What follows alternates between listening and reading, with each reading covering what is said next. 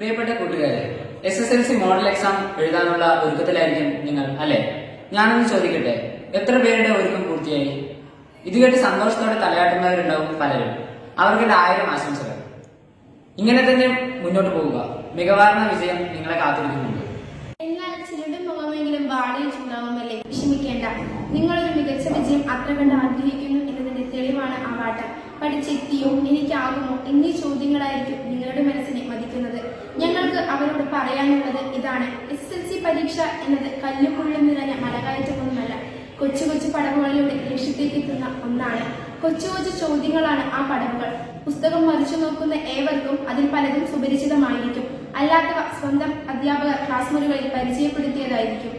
ഇന്ന് വരെ പഠിപ്പിക്കാത്തതൊന്നും ചോദ്യപേപ്പറിൽ ഉണ്ടായിട്ടില്ല, ഇനി ഉണ്ടാവുകയുമില്ല. കാരണം ഈ പരീക്ഷ നിങ്ങൾക്ക് എന്തറിയില്ല എന്നല്ല, മറിച്ച് എന്തറിയും എന്നാണ് അളക്കുന്നത്. ചോദ്യപേപ്പറിൽ 3/2 ഭാഗം ചോദ്യങ്ങൾ ലളിതമായിരിക്കും.